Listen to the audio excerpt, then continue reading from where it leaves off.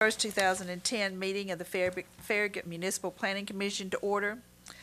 Want to start out with, do we have anyone in the audience tonight who has a question or comment that's not related to one of the items on the agenda tonight? Ruth, do you have anything? The only thing I have is that I had sent out an email about planning commissioner training that's being offered by MTAS on November 10th. If any of you are interested, if you'd let me know tonight. I know that Rita and Ed Whiting and Dot are planning on attending.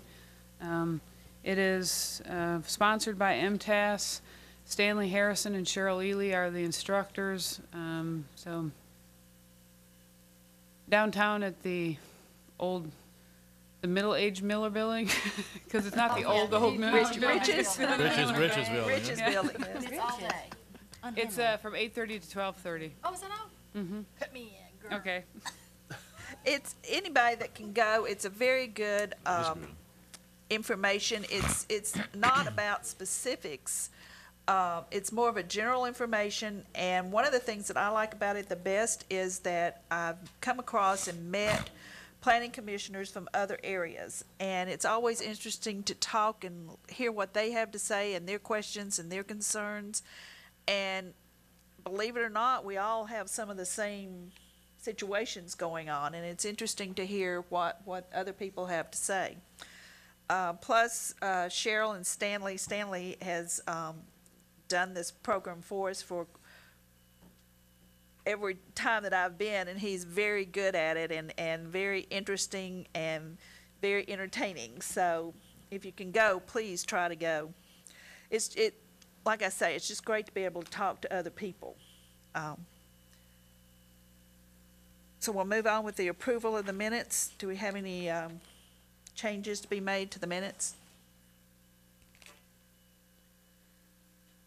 Do I have a motion?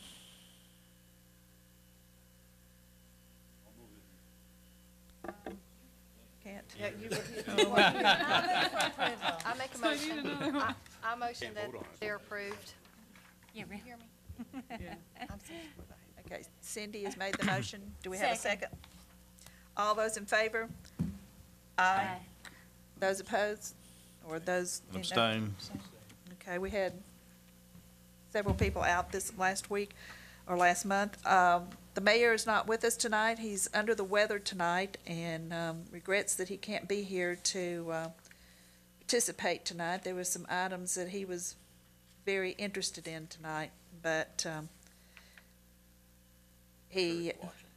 I'm sure he's probably watching at home. We have an audience of one tonight now. We hope that he's feeling better. The next item on the agenda is discussion and public hearing on a re-subdivision of lots 80, 82, 89, and 94. The cottages at Pryse Farm, located on the southeast corner of McPhee and Evans Road, 1.96 acres, zoned R-1 and OSMR, to replat the footprint of the attached to detached dwelling units. The Cottages Group Incorporated applicants. In your packet, I included a copy of the reduced plat and a letter to the applicant identifying the necessary changes. Most of those changes have been made, and staff recommends approval of the plat, subject to the 4 items listed at on the staff recommendation list. The last one being meet all town requirements, and the second to the last one being obtaining the appropriate signatures. This plat is carries out with what we talked about at the last meeting, with the changing of the concept plan and the preliminary plat to modify the building envelopes along McPhee Road.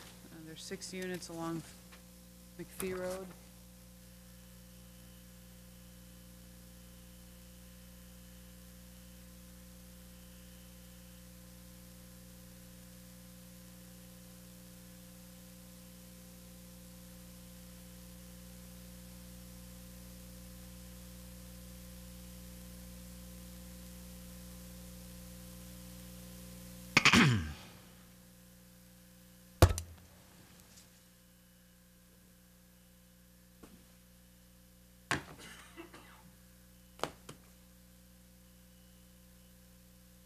Now, as part of the staff recommendation list, I do include a proposed motion. As you recall, we're doing all motions in the positive framework, but of course, in this case, staff is recommending approval.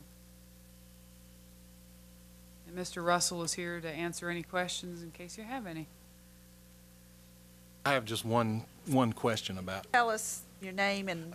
My name's Ken Russell, and I'm the CEO of Cottages Group and an owner of one of the owners of cottages at Pryse Farm. Thank you. And you have a question Yeah, it's a question that I've sort of banded around with Ruth from like early on when we were looking at this. One of the recommendations is that all homeowners have to sign the change in the plat.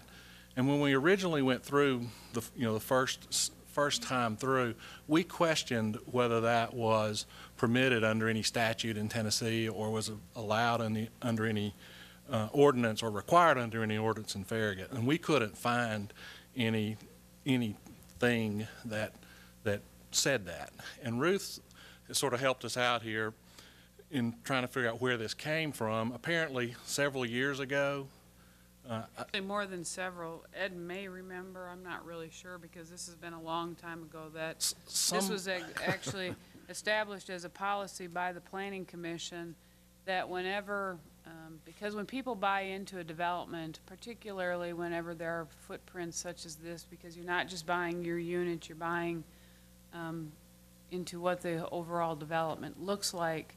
And the idea was that whenever there are changes, that everybody has a vested interest in it. It's not just the person who wants a change, it's everybody. And at that time, the Planning Commission stated as a part of their policies that whenever footprints are changed, this doesn't mean if there's you got to move it 1 foot because they missurveyed on the front end and they've got it off slightly.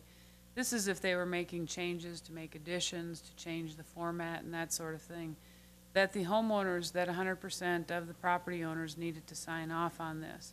And since that was implemented, all subdivisions that have platted footprints have included that. And that is at the option of the Planning Commission because it's, as we discussed at the workshop last month, that the intent is that you all aren't just told that everybody is okay with it, that they actually are okay with it. And it goes along with hand in hand with rezonings. The policy has always been that you don't rezone someone's land unless they are in favor of it as a homeowner or as a property owner, not necessarily a homeowner. So this was a practice that was implemented, like I said, many years ago. And if you go back to all of the plats that have these platted footprints, that plat note is on there. That is part of what has been the practice, so that as a matter of course, it's ensured that the homeowners that are being impacted by changes are aware of it and that they are in agreement with it. I had a couple of questions. I understand the thought process, but one, I couldn't find any statutory authority that gave you all the right to do that. So that's one question. And second, as Ruth talked about, little changes aren't really what were intended. I mean, I think we've changed where an easement line was, Ruth, and something else in the last year. So there was errors with the footprints. Yeah, year and a half, something like that. And our view on this change is that it too is just a minor, change. What we have is a community that from day one talked about whether it was going to have single detached homes, duplexes, or quads. And we don't think, that's like from day one. And all we're doing here is readjusting a duplex, spreading them out by 10 feet and putting detached homes there. It's just like if where we had one of the quads, we wanted to put just a duplex. We don't think that's something that every homeowner ought to have to sign off on. We think it's one of those minor changes. And also we sort of have some issues about having land tied up that we actually own, and we can't find a statute that says you can make us not change property lines. I'd like you to think about this concept, and particularly the change we're making right here. I don't see it any different than the other minor changes we've made to the plats without homeowner consent. And I'd like you to consider that as a possibility here. Actually, in this particular case, that plat note is on this plat, and that is a plat note, so therefore it does need to be followed. With regards to the statutory authority, under the state enabling legislation, the only signature that is required and is specified under the state enabling legislation is the Secretary of the Planning Commission. And obviously, we have a lot of signatures on our plats. Our Secretary, Ed Whiting, is one of numerous signatures, because Daryl also signs off on it as our town engineer. But there's no requirement that an engineer ever sign off on the plat. Surveyor is required to sign off on the plat because they are the preparer, but local jurisdictions have the authority to go above and beyond and have certain criteria to ensure that whatever you all feel is necessary.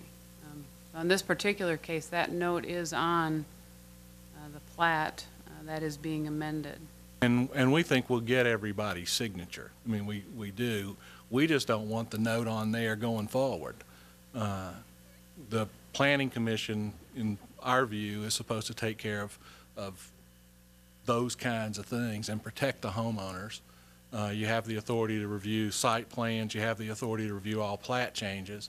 And if they are too adverse to a homeowner, that's where they get stopped. I mean, particularly in a situation like this. This is a brand new. How long have you had this type of zoning, Ruth? This mixed use zoning?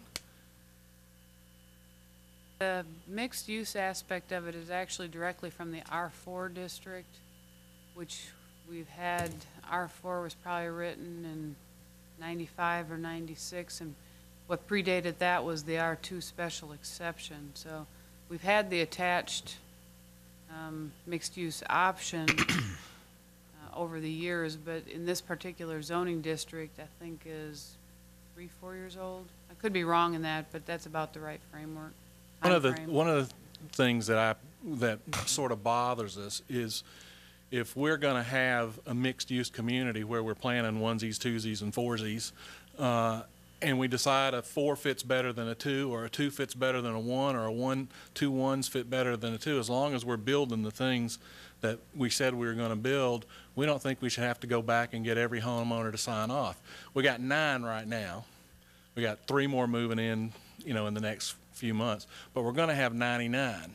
And if we get to house 64 and decide that it's better to have a duplex than a quad, it's kind of hard to get 64 signatures. I mean, you guys are the ones that are, I mean, at some point, if we have a 300 person subdivision, I mean, how do you do it? But I think we'll get everybody's signature on this one, but I'd like to ask it, we not have to put that notation on the next plat, because if we get to house 47 and you got one guy who doesn't like the way his sink was fixed, and I can understand if you were going to, on one side of the road, put a grocery store, or build a 4-story a 4-story stacked condominium. But what we're doing is we're building the houses we said we were going to build when we started, and we just got, instead of 3 duplexes, we've got 6 houses, and I don't know how far apart they are, 10 feet, 12 feet.